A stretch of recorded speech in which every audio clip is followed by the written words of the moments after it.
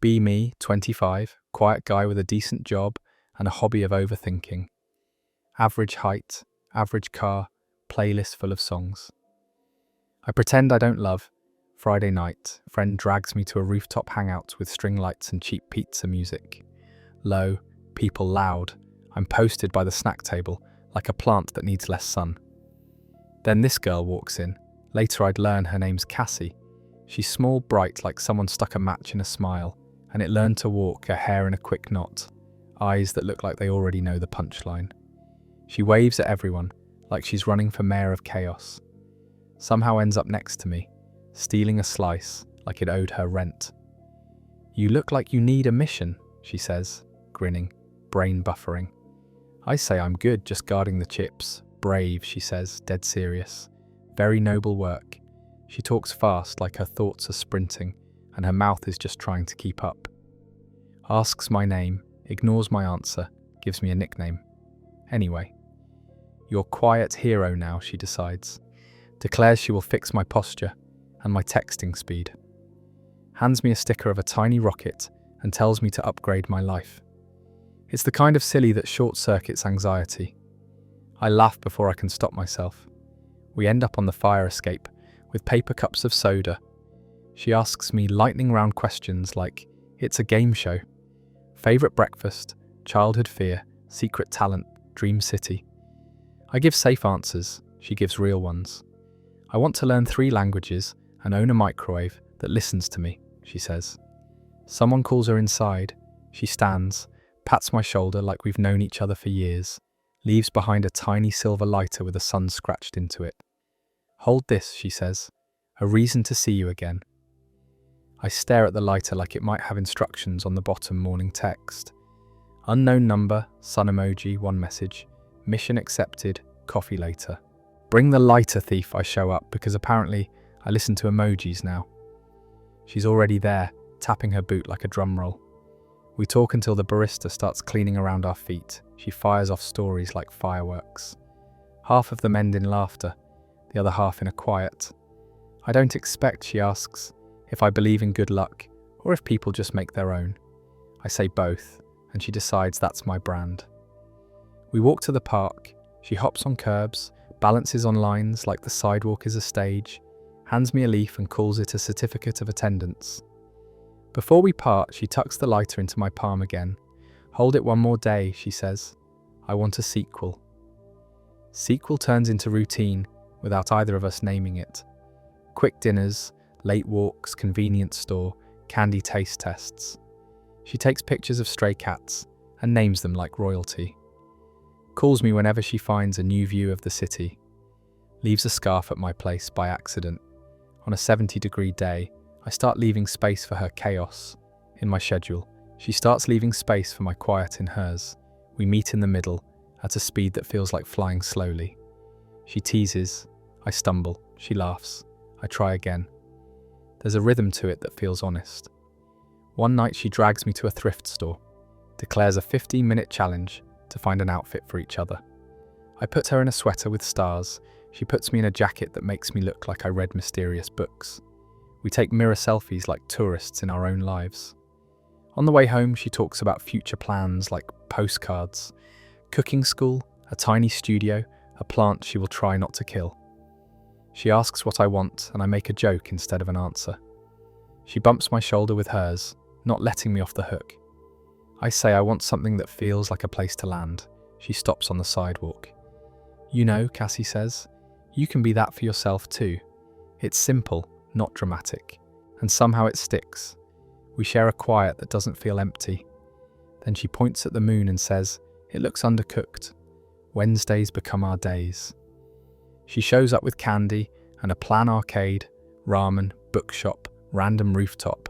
It rotates. I cook sometimes, nervous and proud. She rates cards my pasta and steals half of it anyway. We sit close on my couch, shoulders brushed like a secret. She laughs at my favourite scene before it happens, because I told her already. Her feet find my legs under the blanket, like magnets. She looks at me like she's trying to decide if I'm brave enough to kiss her. I am, but my courage is shy and still tying its shoes. She is not. She leans in first, a small question in the corner of her mouth.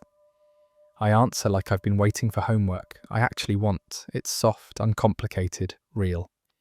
We don't speak for a minute because the room is speaking for us. After, she sits back, smirks, and declares the moment, healthy chaos. You pass, she says, like I took a test I didn't know I was taking. We carry on like usual, except everything is better. Jokes land warmer, silences rest easier, good nights take longer. Her scarf goes from forgotten to stays here. Friends notice.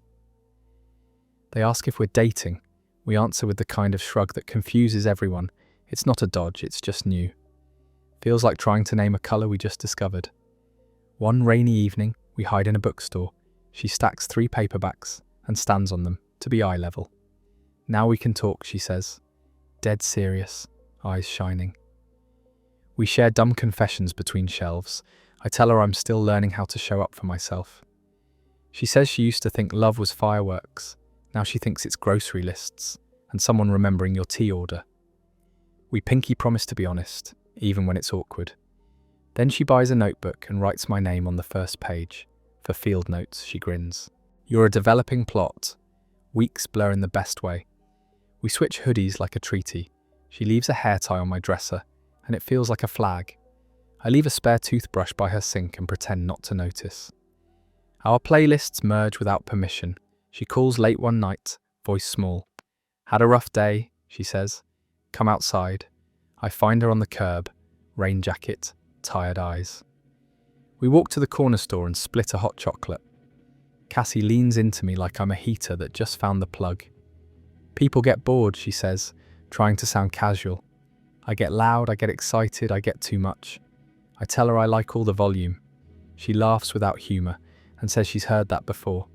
I tell her I mean it and then shut up so it can land. She breathes, steady and careful. Then nods once, slow like a door clicking. We head back to my place and watch a dumb nature show. She falls asleep halfway through and drools on my sleeve. I consider it an honour badge. We don't define anything that night. We just exist in the same square of light, comfortable.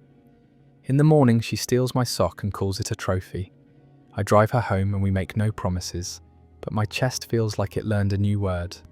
Momentum keeps us honest. We plan less and show up more. She texts me, photos of small victories. New recipe nailed, plant not dead, shoes with wheels on them. I send her sunrise pictures from my early runs. I pretend to enjoy. Then she goes quiet for a couple days. Not cold, just thinner around the edges.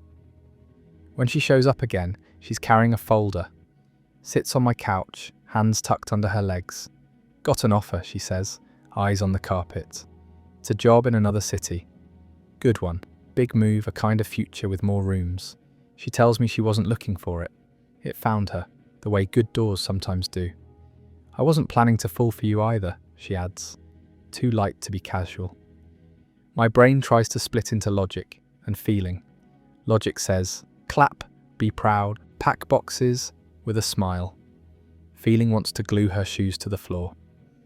I pick something between, I'm happy for you, I say, and I mean it, and it stings anyway. We don't decide anything that night. We don't break up because we were never labelled. We don't promise forever, because we respect reality. We sit, order noodles, share the last dumpling. She leans on me, and my shoulder learns the weight of goodbye in advance. Days get strange. We squeeze in small adventures between emails and packing tape.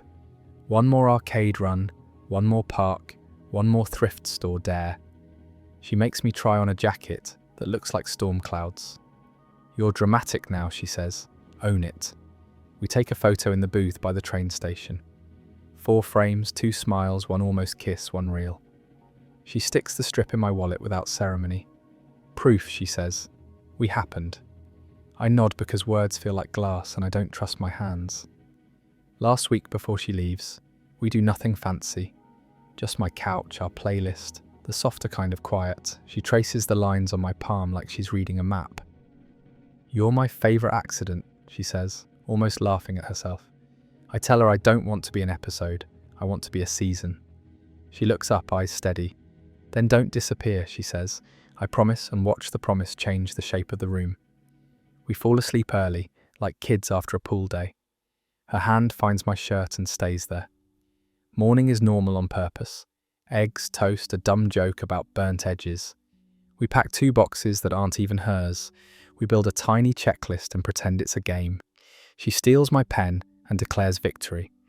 At the station, no drama, no speeches, no running down platforms. Just 2 people standing close enough to make space feel smaller. She fixes my collar and tells me to eat real food. I tell her to send photos of the new microwave she plans to train. She steps onto the train with that quick nod that means, I trust you. Window frames her like a picture I didn't know I was saving. The doors slide shut, slow and inevitable. I wave, she waves, that's it. City swallows the sound and gives it back as a hum. First week is a weird mix of sturdy and empty. I send memes, she sends morning light from a new window. She reports on the plant she adopted and its bad attitude. I report on my attempts at real food. We keep the thread going like it's a lifeline, because it is. We plan a visit without a countdown, just soon and after the first chaotic week, and when the boxes learn obedience. I run by the river and practice sentences out loud. Not grand ones, just real. I miss you, proud of you, still here. One night, I sit at my kitchen table, with her lighter beside my keys. I flip it open and closed like punctuation. Think about how the first spark felt, how it never asked permission. How I spent years learning to be small, and she taught me to be sized correctly. How some people are a map and a match at the same time. Phone buzzes her name, 2 messages, same sun emoji as day 1. Still causing trouble. Wish you were here. I stare at the words until they feel like a door typed slower than I need to, because I want to mean it right. Working on it, I send then a second message. Not dramatic, just true. Not going anywhere, even when I travel. I put the phone face down and let the room settle. Outside, the city hum sounds like it learned our song. I clean the mug she left and hang the scarf on the chair. Write her new address on a sticky note, like a waypoint. Start a list called Small Plans, Big Heart, because I'm a nerd now.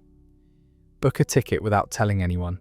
Practice a joke about undercooked moonlight, in case I panic. She calls before I can overthink it to dust. Her voice is bright, tired, proud. She tells me about a cafe that plays jazz at the wrong volume. I tell her about a cat that looks like it pays taxes. We laugh and I feel a click I didn't know I needed. We don't say the big words. We say the ones that carry sleep, eat, proud, soon. We exchange coordinates like sailors. Our maps overlap even across miles. I hang up, and the room is not empty. It's full of all the small things that build a life. Hoodie on the chair, lighter by the keys, photo in my wallet. Tomorrow has a shape now, not a blur. I set an alarm titled Be Brave at the train, and actually smile. I used to think real love was loud, all fireworks and speeches and heroic sprints. Turns out it's quiet, declarations and real plans. It's laughing on a couch and packing 2 boxes that aren't yours. It's sending a picture of toast and meaning, I'm thinking of you. I lock the door and catch my reflection in the hallway mirror. I look a little taller without changing height. Maybe that's what acceptance does. Maybe that's what Cassie did. Either way, I'm ready. Ready to keep choosing, even when the road gets unglamorous. Ready to be a place to land and a person who travels. Ready for visits, for calls, for the slow build of something that lasts. Ready for the kind of quiet that sings. Ready for still causing trouble and the train I'm about to catch.